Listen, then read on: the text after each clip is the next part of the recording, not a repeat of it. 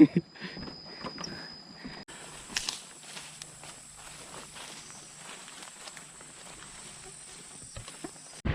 ่ยที่เห็นจะเป็นเทศบาลเมืองรองเนาะเบิ้งไปจักเดินว่า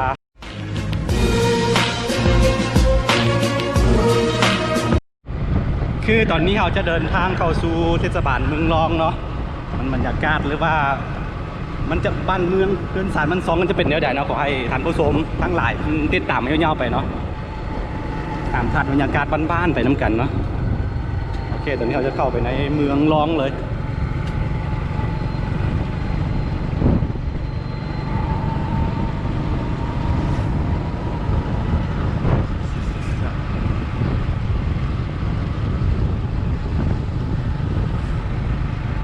นี่เป็นบ้านดอนแยงเป็นยิกหมู่บ้านหนึ่งของชนเผ่าอาคาจะมีทางอาคาจะมีทางไทยลื้อปนกันประมาณที่นั่นไม่ว่าส่วนหลายมันจะเป็นสาวอาคาเคยหูจักสาวผู้หนึ่งอยู่บ้านนะนี่ผู้ที่เคยว่านะเคยไปเฮียนในเวียดนามตอนนี้เขาไปเฮียนในจีนเรื่องเขาในหูอยู่คันหูว่าดวงใจได้เบิ้งอยู่บนเนาะคือหูจักกันอยู่สมัยเวียดนามเนาะบ้านเขาก็หูอยู่ฝั่งนี้หูว่าอยู่บ้านไหนหลังอันนี้พวกเนาะหลังนี้เนาะเป็นบ้านของดวงใจหูจักกันตอนนี้เขาเรียนประเทศจีนเป็นหมู่บ้านนาคานะนี่แหละเป็นเมืองเป็นอำเภอหรือว่าเป็นเมืองรองเนาะเป็นแบบเทศบาลเลยแต่ว่ามันก็สิบ่เจริญเท่าใดเนาะเป็นธรรมดานะจะหากินเฟอร์กินไม่ยังไปเพราะว่าเราเดินทางมากว่าประมาณ3 ชั่วโมงเนาะ3 ชั่วโมง4 ชั่วโมงแล้วนั่นรู้สึกว่าหิวเดินไป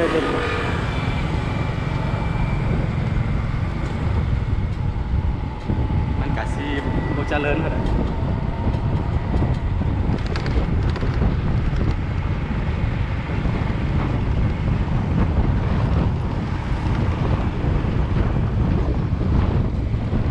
ที่ฟุ้นหลายเนาะ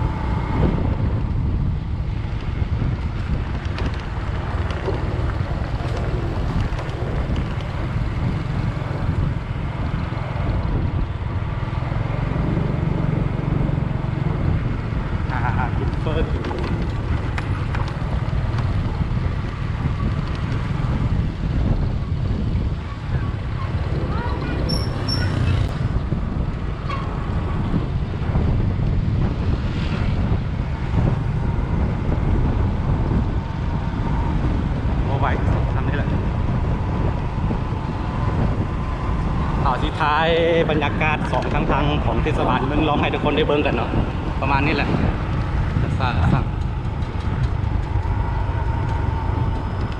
เสียดายเส้นทางนะเส้นทางถนนไม่ค่อยจะดีมันก็สิโบตั้งกับเมืองเขาใช่ไหมถ้าเทียบกับเมืองตัวนี้ประชากรจะหลายกว่าอย่างที่บอกไปเมื่อกี้เนาะประมาณ 70% เป็นชาวอาคา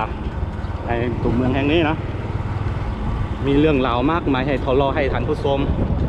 ผู้ที่มักการเดินทางแบบผจญภัยแบบบ้านๆเนาะได้มาชมได้มาเที่ยวกันเซนเดอร์เมืองรองแขวงหลวงน้ำทาสปปลาวเนาะเดี๋ยวตอนนี้เฮาซีโบฟอยแล้วเฮาซีหาที่กินเฟิร์สเนาะรู้สึกว่าหิวหลังจากที่เดินทางมาประมาณ3 ชั่วโมงเต็ม3 ชั่วโมง4 ชั่วโมงเต็ม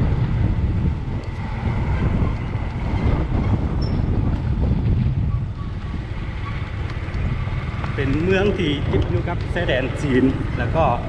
พม่าไปกับภูเขาเลยเลยมักบรรยากาศเลยบ้านๆเราลองมาสัมผัสได้เลยนักท่องเที่ยวนักเดินทางทั้งหลายที่มักกันผจญภัยแบบบ้านๆนะ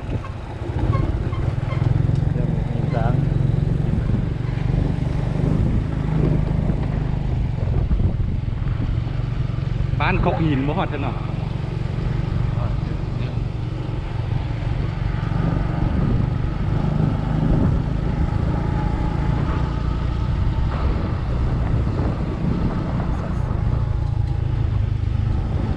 อกกินเฟอร์หาวันกินเฟอร์กันเห็นหาฟุตฮันเฟอร์แล้วบอกนะ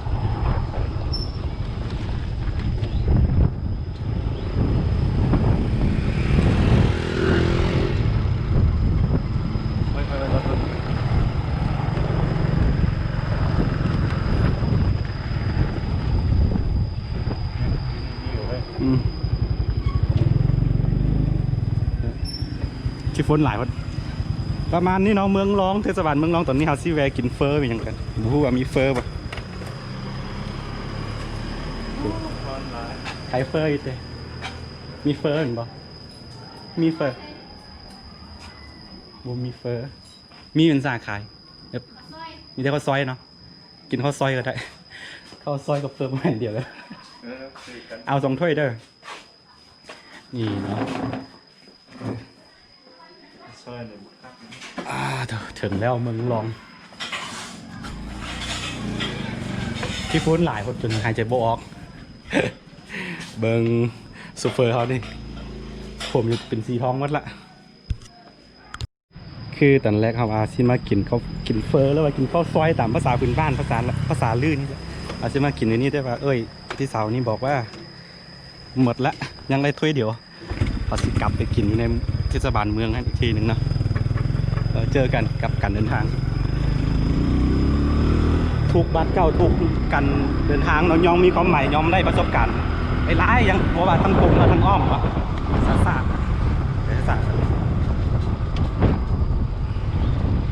เพราะฉะนั้นค่อยทุกคนติดตามกับเรื่องราวการเดินทางเราจะมาเล่าเรื่องราวต่างๆนี่เราว่างการเดินทางนะครับเอาไปพบเจอมีอย่างมาเนาะเพราะว่ามันเป็นวัฒนธรรมหรือว่าหลายๆอย่างเนาะของประเพณีอันงดงามอันดั้งเดิมของบรรดาชนเผ่าลาวเนาะให้ทุกคนได้เบิ่งกันสอกกินเฟอร์นี่ได้ฮันเฟอร์บูเมนมาฮันเฟอร์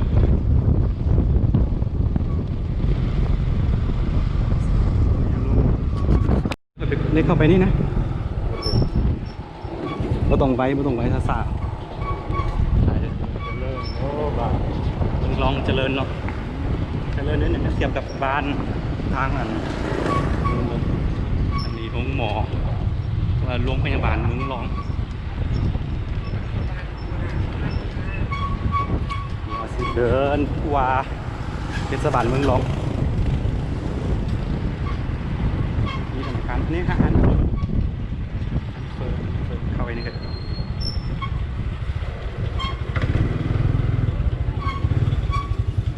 ไก่เฟอร์มีเฟอร์มีข้าวซอยบ่โอเคกินโอเคถึงแล้วเทศบาลเมืองรองเมื่อกี้พลาดไปนิดนึงตอนแรกว่าจะไปกินท่านเทิงเนาะแต่ว่ามีถ้วยเดียวเลยกินนี่ตาโอเคเป็นเมืองเล็กๆเมืองหนึ่งที่ขึ้นกับแขวงหลวงทาสปปลาวเนาะผู้ใดมักกันเดินทางไปผจญภัยมาได้คืออาหารตอนเที่ยงของเขาตอนนี้คือกินข้าวซอยเนาะข้าวซอยคือตอนแรกๆคิดว่าข้าวซอยกับข้าวเฟอร์เนี่ยเป็นอันเดียวกันสุดท้ายโบแมนคือข้าวซอยตัวนี้จะเป็นเส้นแบบน้อยๆนะนับเฟอร์บ้างเฟอร์เนี่ยจะเป็นเส้นใหญ่กว่านิดนึงอันนี้เป็นอาหารเที่ยงเนาะหลังจากที่เดินทางมาประมาณ3 ชั่วโมงกว่าจากเมืองมาถึงเมืองรองเนาะเดี๋ยวนี้เราซื้อกินอุ่นท้องนิดนึงเราก็จะเดินทางต่อไปทางเมืองสิงห์ตัวนี้กินเป็นห้านของน่าจะเป็นของไทยลื้อเห็นคนหมู่บ้านเดียวกันนี้จ้าอาจจะอะไรเด็ก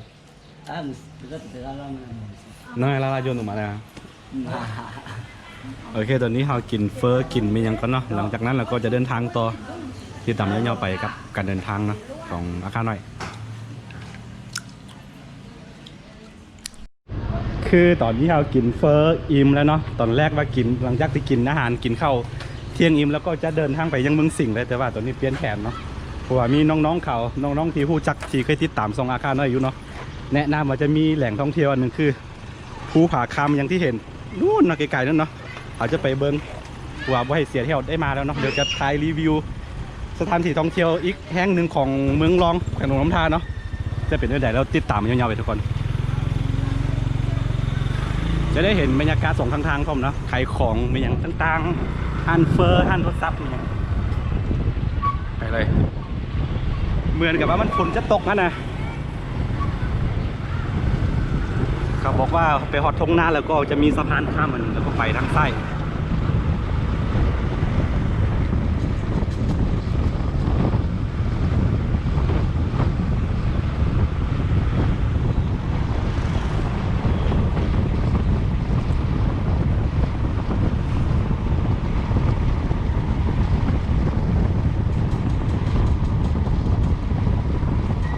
โอ้ฝนตก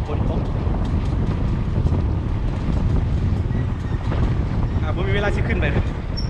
ทางไหนวะไปทางใต้เด้อันนี้ไปผู้บักข้ามคนนี้ไปทางไหนปุ๊ไปทางขวาแล้วก็เข้าไปบางขวามือเนาะใจเนอร์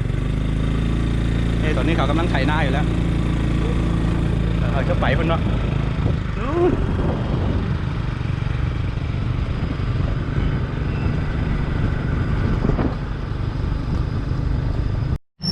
โอ้จะเป็นสะพานแบบนี้เนาะอันนี้เป็นน้ำอย่างวะคนเลยเป็นสีโอ้ตกหันบ่ได้เด้อระวังหรือว่าจะมีอีกหมู่บ้านของพวกจักเนาะเห็นเขาบอกว่าเขาจะเฮ็ดบุญอยู่ภูผาคำนี่เนาะปีละครั้งบูว่าเป็นบุญไม่ยังคือกันไปสา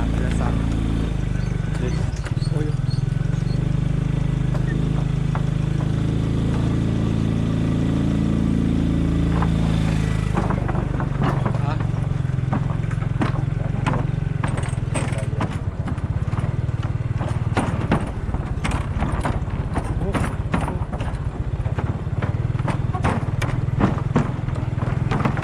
ระวังโอ้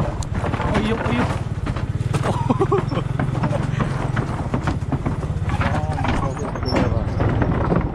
โหอันตรายเว้ยเห็นบอกว่ามีถ้ำพ่อเป็นบ่น่าจะมีถ้ำสามารถอันขึ้นไปข้างบนได้แต่ว่าเขาซีบุมีเวลาขึ้นไปเพราะว่าเขาต้องเดินทางไปยังเมืองสิงห์เนาะแต่ถ้าจะไปใกล้ๆก็เบิ่งว่าจะเป็นแบบใด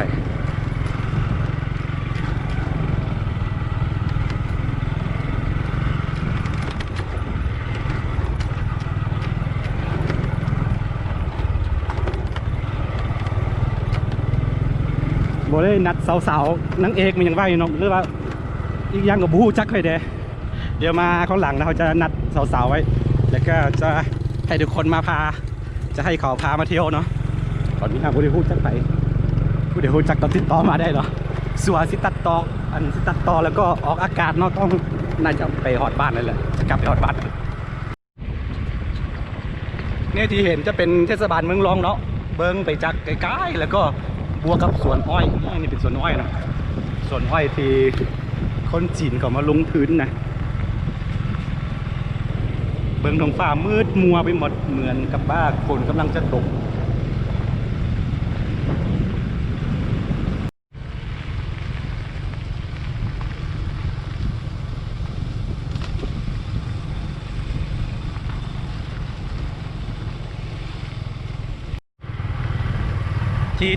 ที่เขาบอกว่าอันจะมีงานบุญใหญ่แบบปีละครั้งนะจะเป็นบนนี้น้องตัวเห็นตู้เปลี่ยนไปยังเนาะแต่ว่าส่วนว่าเขาบอกว่ามีถ้ำหัวอยู่บนทั้งใดบูฮู้คือกันเพราะว่ามีคนพื้นที่พาเที่ยวโอ้ในเห็นถ้ำมันแต่ว่าทางเข้าไปนี่แค่ เดี๋ยวถาม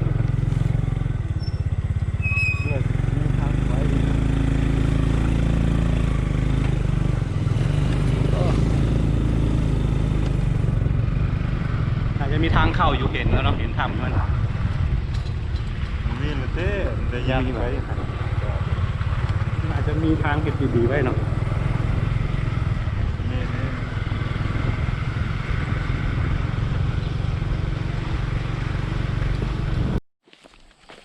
ในตอนนี้เราจะเดินเข้าไปในถ้ำเบิ้งสิไปฮอดปากถ้ำแล้วก็สิกลับมาคือว่าตึบคือว่าบ่มีคนมาดีกว่าภูผาคำเมืองรองแขวงหลวงลำทา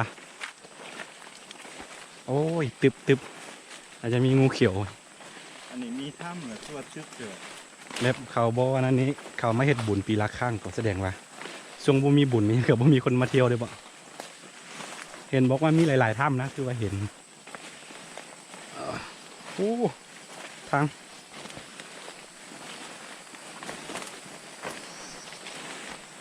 ไปลงไปก่อนดูทิปเอากระแจมาแล้ว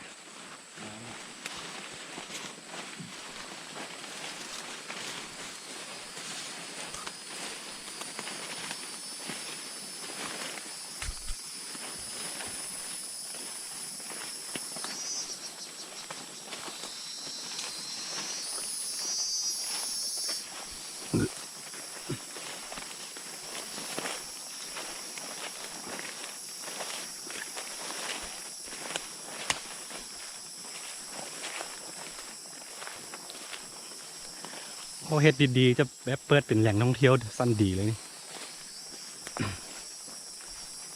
โอ้แมนยังที่แบบน้องเขาบอกเนาะจะเห็นตูบจะเห็นกระท่อมมียังแบบเขามาเลี้ยงผีมาเลี้ยงแบบไม่เห็ดบุญปีละครั้ง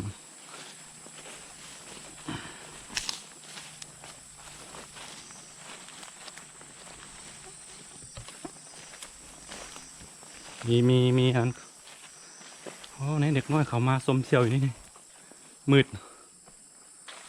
เอาไปใส่ใต้เข้าไป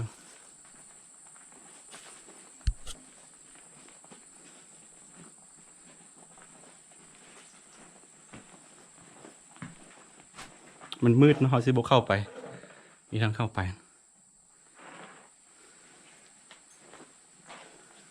มัน จะบอกงามคืออยู่ทางพระบากนะหลัง ทำพระบาทงามกว่า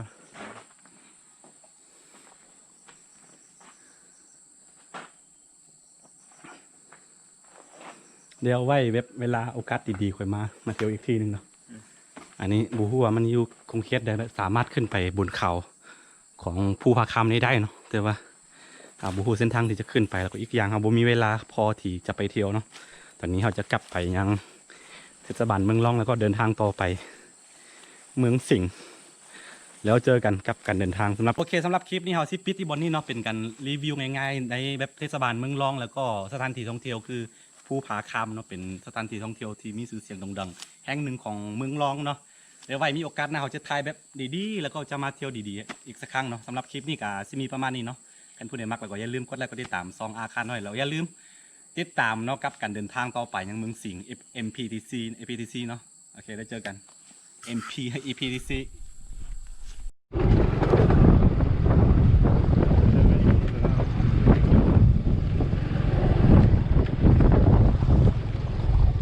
มีคนข้ามเดยมีคนว่ะโอ้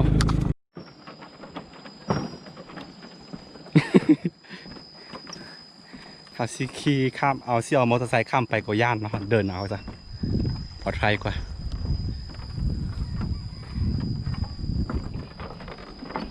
น้ำค้นนี่หลีน่าจะเป็นเพราะว่าแบบชาวบ้านเขาช่วงนี้กำลังอยู่ในระยะไถนาเนาะก็เลยว่าค้น